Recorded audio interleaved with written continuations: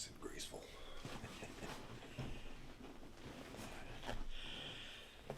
So, by the way, if you haven't noticed, we're on a poker table here, which was built, customized.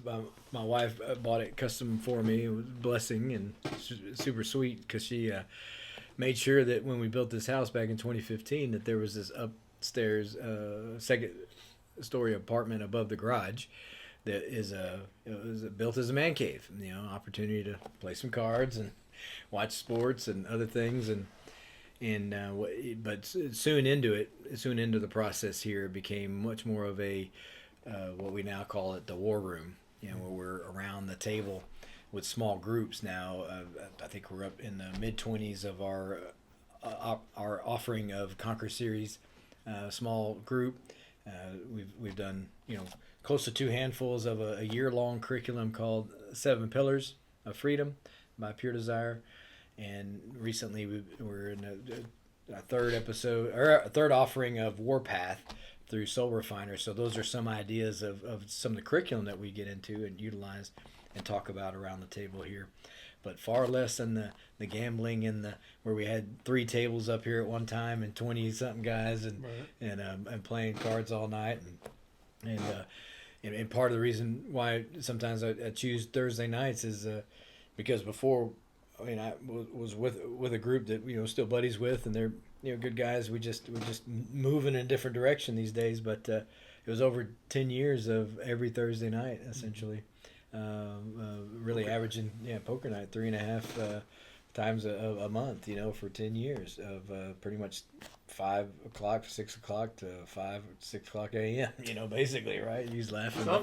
Sometimes Isaac was right there, witness of these things. So it was a big deal, and it's still a big deal. As far as this table and the gift that my wife got for me. But we've just converted it, and we've left it as such as a gathering spot and a reminder of the false self, a reminder of how much time I've invested in something that was it's a again, a hobby kind of thing or just, entertainment, nothing wrong with that in and of itself, other than it was one more thing on top of one more thing on top of another thing that I was indulging the entitlement element of my false self, of my flesh, at the expense of others, with the justification that I deserved it. Again, the entitled self, the unholy trinity of me, myself, and I.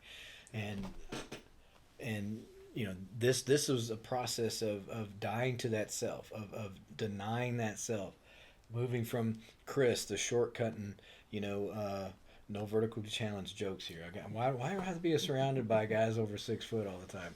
There's something to that. But anyway, the shortening of Christopher, because Chris is easier. It's just more laid back. You can spell it. People, oftentimes just start calling me Chris, even though I introduce as Christopher and sign the email as Christopher and sign everything as Christopher. It's still just, I'm going to go ahead and shorten that. But then there's also folks that, ask, hey, would you prefer Chris or Christopher? And I say Christopher. And there's a story behind that if you'd like to hear it. Sometimes I'll just Christopher. Yeah. It gives me an opportunity to speak towards that true self where Christopher means image bearer of Christ. Yeah. And by spelling it out farther, which it's taken me years to learn how to spell my own name, but anyway, and how many letters, and I still am tempted every time, when people are writing down the name, what name do you want to put under? Just put under Chris, forget it. Just the false self's going to be hungry today, or get that barista to put Chris on there instead of Christopher. Anyway, so it's an opportunity to share a testimony. It's an opportunity to say, you know what, I'm going to stay with Christ in the name because that's what I desire to have a posture towards representing. Versus before it was, I know I'm not doing all that good, but I'm still doing quite a bit of good, but maybe on an 80-20. I'm really bad 20%. I'm 80%, I'm pretty good. That was one of the answers I gave as a 19-year-old. And anyway, that ended up coming back into play back in that 2012 time frame where I pretty much refer to it as my Boyne Amansu. Yeah. Oh, I'm this wounded soul. Don't get close to me. I'm going through a rough time right now. You're not going to want to hang out with me, and I'm still having sex with these women that are around me, and saying, well, justifying it because I'm in a bad. I warned them. I was in a rough spot, and I didn't tell them I loved them, but I'm having sex with them like that. the justifications and the spinning and the stuff that the rationalization that was going on back there in 2012. Again, reminder of that false self that I was back in '95, that I was working to get away from. So jumping back, that again, this is it's kind of an icon, as it were, right? A reminder of that false self. Tangible. It's tangible. We're sitting around a poker table where I told all kind of womanizing, awful stories, commodifying human beings, talking about TNA and blondes and brunettes and legs, and I'm an ass man or a leg man or this stuff, like all around this table. Drunkenness to the point where just passing out. I mean, just around this kind of table, if not this table. Right? Most of the time, not this table, but it represents what that time frame was, and not that I'm looking for a pat on the back kind of thing, but it's a reminder of, because I'm just thinking about it in this moment, just how tangible this is. Yeah. That this is if I didn't believe in what Christ has done for me to the nth degree, this would be an anchor, or could be an anchor that would draw me back down into shame. Right. Shame as an identifier. Shame as someone who, I am not going to bring the kind of garbage that I did to light, because it's so embarrassing, it's so awful, it's it can be so shaming.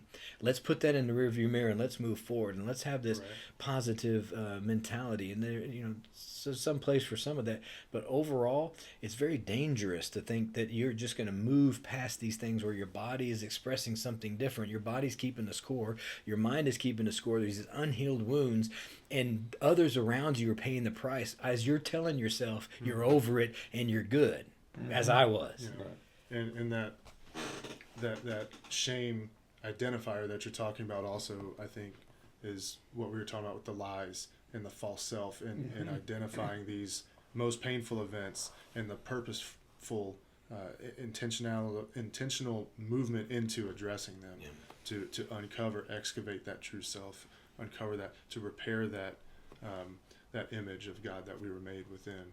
And this table absolutely is, it's amazing the things that God uses to be markers in our lives, because this table spoke earlier of the intersection of our testimonies, and one of the things that sitting around this table for at least the time that I've been intersecting with your life has been the war room.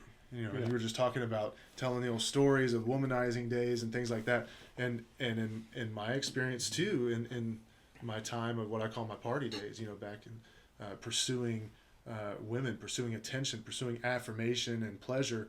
There were war stories, right? We called them war story, telling war story. Well, it's a different kind of war story now. Sitting around the table in the war room, which is what this is called now.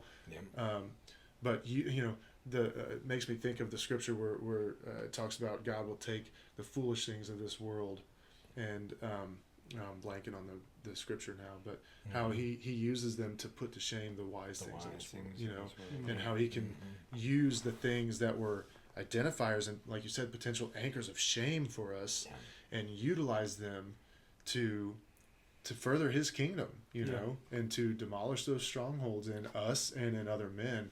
And sitting around this table, as you said, kicking off that winter season with you and Tiffany, and I've sat around this table with Isaac, and having you come up the stairs for a group, with the trail of smoke coming behind you, and I just got my butt handed to me out there, and just that realness, that rawness of, like we said at the beginning, not having to have it buttoned up, not having to have everything perfect.